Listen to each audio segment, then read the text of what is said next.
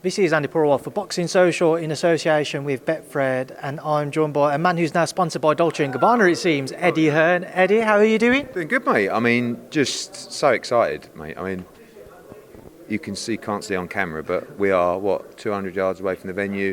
Every morning I wake up and see that. Blessed to be part of this. Cannot wait. Absolutely massive fight. Top 3 I've ever been involved with in my life. Atmosphere-wise, I believe this will top it all. So 3 days to go. Eddie, obviously the last few days have been interesting, especially being out here. Let's just get straight into it. The ring, yes. Has that been sorted now? It has been sorted. I was on a plane yesterday for 9 hours. Had Wi-Fi, wished I didn't have Wi-Fi, but just was watching everything unfold. I mean, this has been a problem since Sunday. And, you know, I saw the confrontation in the lobby and all the drama, and I was like a fan on social media yesterday. I was loving it, and obviously everyone's talking about it. You know, we haven't had the benefit of Billy doing his media stuff yesterday. That's on now. He's doing it all, and we're doing a face-to-face in an hour. So I want to say everyone's happy, but we still got 3 days to go. But fight is on, everyone's comfortable, and on we go. So what was the compromise then? Where did everything land with regards to the ring? Really, I got to a situation where, you know, when Billy arrived here, he got in the ring, he said it was too small, and we were asked to have a 20 foot by 20 foot inside the rope. Billy's not boxed in a ring bigger than that in his career so far. I went back to Team Canelo and said, look, is this ring size okay? They said yes, and I thought that would be okay. Then Billy come back, he said, no, I want 24 inside the ropes, which is just huge, but I'll allow 22, or I'm going home. Please book my flights. And I said, well, look, 20's been agreed, that's what it's going to be. And he said, I'm going home, book my flights, I'm going home. And I believe him, to be honest with you. I mean, everyone might think he wouldn't, but I don't know. So anyway, they wanted me to go back to Canelo, and I kind of built myself up for this really awkward conversation, which was, we've got a problem. This guy wants a 22-foot ring, and he's saying he's not fighting and he'll go home. Is that a problem for you? And he went, not in the slightest. And that was it. It was a bit of a letdown in the end, really. So thank you to everybody. And yeah, he just said, not a problem. And I sort of said, well, because it's very difficult, Andy. Like, people, you know, obviously Billy and Tom feel that we haven't backed them in this fight. I think if you speak to them today, I'd think hopefully they'd tell you something different. But who knows? And quite frankly, who cares? You know, I believe we've done a great job for everybody. So if you're not happy, I can't do any more. Do you know what I mean? But at the same time, I also represent Canelo. So I didn't want to feel like I'm just putting them on a spot. So I was just pleased that he said, he gave an interview yesterday over there where, I don't know if you were there, where he basically said about the ring size, so I don't care. But sometimes you can say that in front of the media, and when you have a meeting, you say, no, make it 21 or make it 20. And I thought 21 actually would have been like a sensible compromise. But when I went in there with the bad news, him and Eddie just said, no problem. On we go. I know John Reyder's here, Carlos Gonzalez here. I don't want Billy not to fight. No one wants Billy not to fight. We've sold 60-odd thousand tickets in there. It's the fight of the year. And this is Billy's moment. So I'm glad he's now happy. I'm glad his team's happy. Canelo's happy. They're going to face off in an hour or something like that. And as bad as yesterday was to deal with, it was massive for the fight. Massive. I mean, the numbers are going to be out of control for this fight. The interest is out of control. And it's a brilliant, brilliant fight. And I promise something, you will see the best Billy Joe Saunders on Saturday, and you will see the best Canelo Alvarez on Saturday, because they're nervous, there's tension, they're pumped up, you know, there's a little bit of aggravation, there's bad blood, there's disrespect. All the things you need for a mega fight, and this is a mega fight on Saturday, live on DAZN. Eddie, Billy raised a number of concerns before this fight with regards to, firstly, he wasn't happy about a UK judge not being able to attend. Then you spoke about fans being in attendance more than what he originally thought, and obviously you've had all of this with a boxing ring. What's it been like for you having to deal with everything that Billy Joe's had to mention, as I mentioned just there, throughout the process of getting to this point? Not the best at times, to be honest with you. Like, I think we've got tremendous reputation if you speak to any fighter about, one, delivering for him, but two, being honest and fair. And it's very difficult when people are calling you, or said you've lied, or, not Billy, but other members of the team in camp. I think now I had a good meeting with Tom Saunders, and, I sort of said to him, look, there's nothing for us to talk about. If you think we're like that, that's your opinion. And we sort of had I'm not sure it was a heart-to-heart, but I believe if you speak to him today, he will say, I'm happy with the job they've done, we're happy, and no excuses on Saturday night. That's what we want. We want no excuses. We want it to be fair, and it is fair. They're happy with the judges. That's all been dealt with, right? They wanted this particular ring. They've got that ring. So what else? I know it's only Wednesday, but I don't think there's anything else. Everyone now seems to say, fair enough, job done. Let's get on with the fight. I'm never going to be loved by everybody, but as long as I can look myself in the mirror and know that I've done a good job and an honest job, I'm happy. And I have done an amazing job for everybody. Canelo Alvarez asked me to get this fight for him. Billy asked me to get this fight for him. I've delivered it. A huge purse for him, and I know he can say it's not about the money, but as far as I'm concerned, that's my job. But to be honest with you, Andy, fuck all the chat. Let's see Saturday night. Let's see Saturday night. You are going to see an atmosphere like you have never seen before. Billy Joe Saunders is going to walk out there to a wall of 70,000 Canelo fans. And I promise you, he will perform better than he would do behind closed doors, because he's that kind of fighter. He's very dangerous in this fight. He's going to be extremely sharp. He's fighting the pound for pound number one. This is a very, very competitive fight. And again, as I said, it's over to you. Billy says, I needed this opportunity. He's got it. Go and prove to the world how good you are. And, he said, she said, and Eddie earns this and Eddie earns that. Couldn't give a monkeys, to be honest with you, because I've done my job. I've made everything as fair as I believe can be. Go and do it. So I wish everybody the best. Eddie, what did you make of the exchanges between the two camps yesterday? Canelo even himself seemed to get heated and rolled up as well. I saw Canelo last night and I saw him this morning. I think he's excited. Normally when it was Yildirim, or even when it was Callum, Callum wasn't in awe of him, but he was very respectful. Sometimes you can be beat. Yildirim was never good enough, but he was also beat before he got in the ring. And you never know until the bell rings whether that's going to happen to you. Billy's not the kind of guy that happens to, in my opinion. He will actually rise to the occasion. But normally, I love seeing, I just did my BBC podcast, No Passion, No Point. If you haven't liked, subscribe and share. And I spoke to Canelo, and I'm speaking to Billy Joe later, and I said to him, Billy Joe, I said, some people like him, some people don't like him. He said, no, 90% of people don't like him. I said, do you like him? And he went, no. And I said, are you looking forward to punching him in the face? And he went, yeah. And I guess he always looks forward to punching people in the face. But that might be bad for him. Billy Joe might have got under his skin. Maybe Billy Joe's going to do something at the press conference tomorrow to weigh in to... I think he has to unsettle Canelo Alvarez. He's up against it. So I think a lot of this stuff in camp is mind games.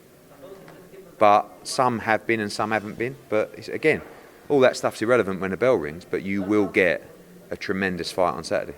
Just a few things I want to touch on. Firstly, John Reyder, Carlos Gongora both been out here now. What happens with them? They didn't come as replacements. Those guys are here because John Ryder's fighting for the WBO regular title and Carlos Gongora is the IBO champion in the division, and they're both our fighters. We flew them both in with one eye on just in case, but not to come as a reserve. Do you know what I mean? They're both ready to fight. So is Demetrius Andrade. I think Callis-Allen said Chris Eubanks ready. All these, it was like yesterday, about 8 people come out. And listen, we've still got 3 days to go. But I've been assured by Tom Saunders and the camp that this is it. Everyone's happy now. Let's just move forward, sell this fight, get ready for a mega fight, mega event. And those guys are ready to go. But it's not, that's not, no disrespect to those guys. They've got their fights to focus on. This is the fight we want, Canelo against Saunders, and this is the fight we'll get. Galahad, Dickens, I know that was being targeted for this bill. Where did all of that end up in the end, Eddie? Neither of them got visas in time. I said to Mark Tibbs earlier, I had a good chat with him as well, just said, how hard it is to get people out here at the moment, especially people with certain situations.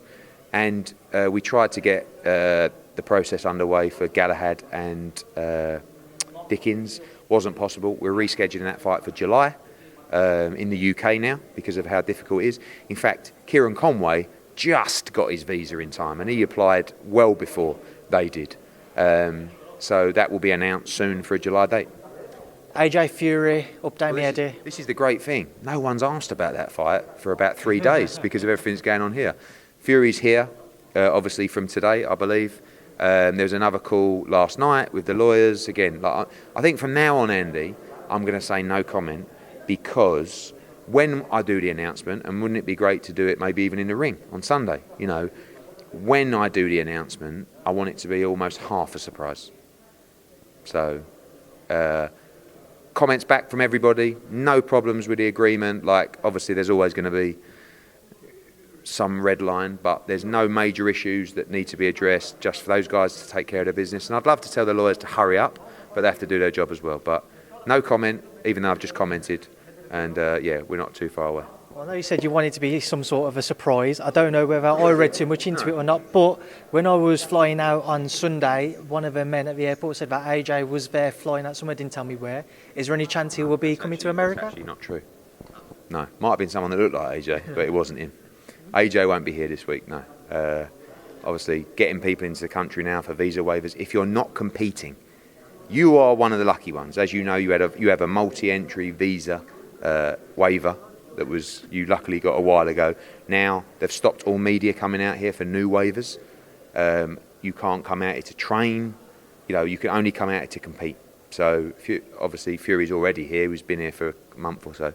AJ won't be here on Saturday, but who knows what we might hear. What do you think it's going to be like having Fury in and around this fight camp and this fight week? Fantastic. I mean, he's already done an amazing job for me on this fight. Amazing. And he's going to do a brilliant job over the next few days pushing this fight. So I'm over the moon he's coming. He's an amazing addition to any build-up. I'm sure he's going to be screaming and shouting, and, more the merrier, because he has a big following.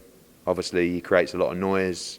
So, thank you for pushing the fight, and keep going, because we want this fight to be as big as possible.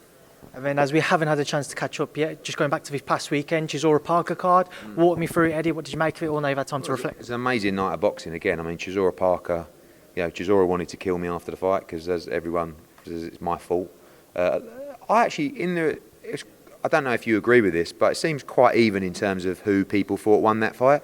I thought Derek won it just by winning the last round. I thought that he dominated the early part of the fight. He was miles ahead.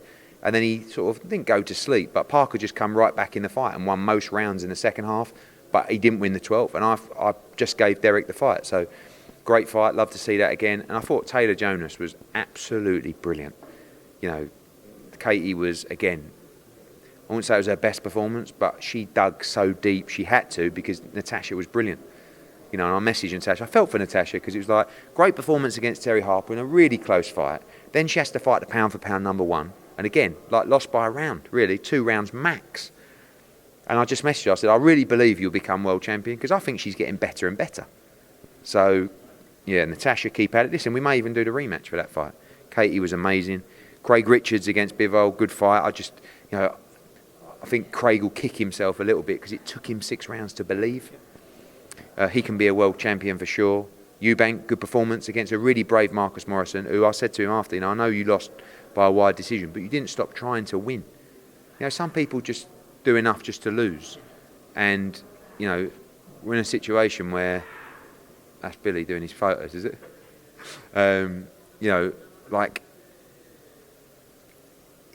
Till the final bell, Marcus Morrison didn't stop trying to win. Every time Eubank threw, he threw. And he could have been knocked out any time. But it was the only way he was going to win. So big shout out to him. Campbell Hatton, really good performance off the back of a wild start, in Gibraltar. Then we had James Tennyson. Fuck. I mean, I went into the changing room before the fight. I said to James Tennyson, don't go mad, right? Take your time in there. I mean, that went out the window. I think he struggled a little bit of weight last week. I think maybe they're talking about a move to 140, but fair play to Straffon. I mean, changed his life. What a story. Apparently he was homeless at 8, living on the streets. He was an alcoholic and a drug addict at 8 years old. on the streets of Mexico. Unbelievable. And these guys are tough. You can't just stand and trade with them, carelessly. Johnny Fisher, great win. Great to see Scott Fitzgerald back as well. It was a brilliant night, and looking forward to another great night on Saturday. Eddie, Wednesday motivation, go. Listen, the motivation is, Andy, we're standing here in Dallas. I don't know what it is outside because we can't go outside. 75 degrees. Life is great, right? Life is great. You know why life is great? Life is not just great because we got 70,000 people and one of the great fights of our generation happening on Saturday. Life is great because we're breathing. And when you're breathing, you've always got a chance, right? Every problem in life is solvable other than death. So while we're on this planet, while we're breathing, don't take anything too seriously. Don't think that any problem you can't overcome. Talk to people, try your best, be a good person, and on we go. So we're done for today, because now I've got old silly bollocks from IFL. Sorry, Anne.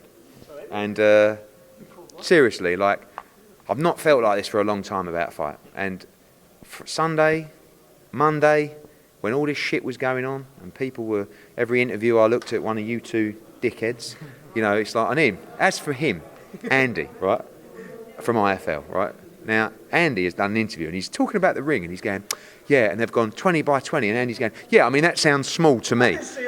Billy's never boxed in a ring bigger than 20 foot by 20 foot, and you're going, yeah, I mean, that does sound a bit small to me. I watched it, I thought, you cheeky fucker. Yeah. But Billy's last 2 fights have been in an 18-foot ring. Anyway, it's sorted. On we go. Eddie, I look forward to Thursday motivation with you tomorrow. Thank you, Speed to Boxing Social. Cheers, guys.